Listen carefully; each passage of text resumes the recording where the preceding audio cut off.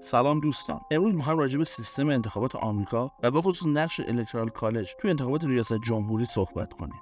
توی این سیستم رأی مردم نقش داره، اما در نهایت الکترال کالج که تعیین کننده نهایی رئیس جمهوره.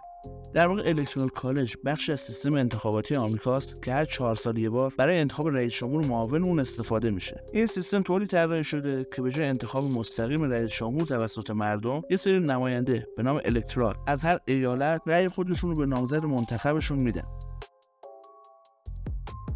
تعداد رأی الکترال هر ایالت بر اساس جمعیت اون تعیین میشه و در مجموع 538 رأی الکترال وجود داره و به عبارتی برای پیروزی توی انتخابات فرد برنده باید حداقل 270 رأی الکترال رو کسب کنه.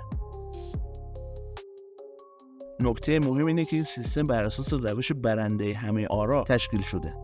یعنی چی؟ یعنی اینکه تو هر ایالت نامزدی که بیشترین رأی مردمی رو کسب کنه تمام آرای الکترال اون ایالت رو به دست میاره.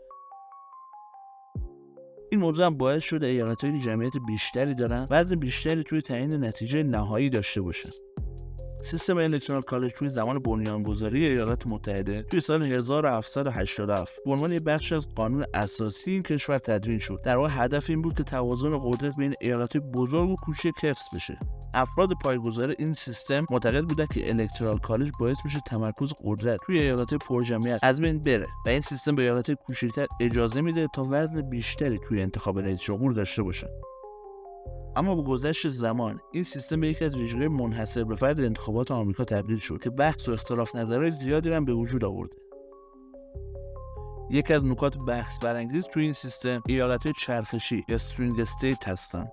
این ایالت‌ها که شامل ایالت‌هایی مثل فلوریدا، پنسیلوانیا، اوهایو و میشیگان هستند، به طور تاریخی نه به دموکرات‌ها و نه به جمهوری‌خواها وفاداری کاملی ندارند. در واقع نتیجه انتخابات توی این ایالت‌ها میتونه هر دوره تغییر کنه و این ایالت‌ها رو به مهمترین ایالت‌ها در تعیین نتیجه نهایی انتخابات تبدیل کرد. نامزدا و تیم‌های انتخاباتیشون اغلب منابع زیادی رو صرف تبلیغات و کمپین‌ها توی این ایالت‌ها میکنن و از اونجایی که نتیجه انتخابات اینها به راحتی قابل تغییره، هر نامزدی که بتونه بیشتر رأی مردم رو توی این ایالت‌ها به دست بیاره شانس بیشتری برای کسب آرای الکترال و در نهایت پیروزی توی انتخابات رو داره.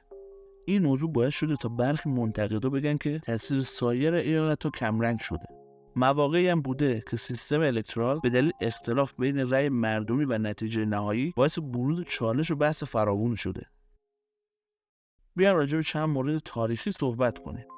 توی انتخابات سال 1824 که رقابت بین جان کوینسی آدامز و اندرو جکسون بود، اندرو جکسون بیشترین رأی مردمی و همچنین بیشترین رأی الکترال رو به دست آورد، اما نتونست اکثریت مطلق رو کسب کنه. بنابراین مجلس نمایندگان رئیس جمهور رو انتخاب کرد و در نهایت هم جان کوینسی آدامز به جای اون رئیس جمهور شد. توی انتخابات 1876 رادرفورد بی هیس و ساموئل تیلدن با همدیگه رقابت می‌کردند. توی این انتخابات تیلدن با اکثریت قاطع آرای مردمی پیروز شد، اما اختلافاتی که توی رأی الکترال ایالت جنوبی بود باعث شد که نتیجه تغییر کنه و در نهایت کمیسیون ویژه به نفع رادرفورد هیس رأی داد. در سال 2000 هم شاهد یکی از بحث برانگیزترین انتخابات بودیم که رقابت بین جورج بوش و الگور بود. در واقع این انتخابات بحث برانگیزترین انتخابات تاریخ معاصر آمریکاست. توی ایالت فلوریدا اختلاف رأی بین دو نامزد به حدی کم بود که مجبور شدن رأی‌ها رو بازشماری کنن. در نهایت پس از بررسی دیوان عالی جورج بوش پیروز شد، در حالی که الگور رأی مردمی بیشتری رو کسب کرده بود. این رویداد باعث شد تا بسیار از مردم و سیاستمدارا به تجدید نظر توی سیستم الکترال کالج فکر کنه. انتخابات 2016 و رقابت بین ترامپ و هیلاری کلینتون که توی اون هیلاری کلینتون 2,800,000 رأی بیشتری رو نسبت به دونالد ترامپ کسب کرد، اما ترامپ با پیروزی توی چند تا ایالت چرخشی کلیدی اکثریت آرای الکترال رو به دست آورد و رئیس جمهور شد.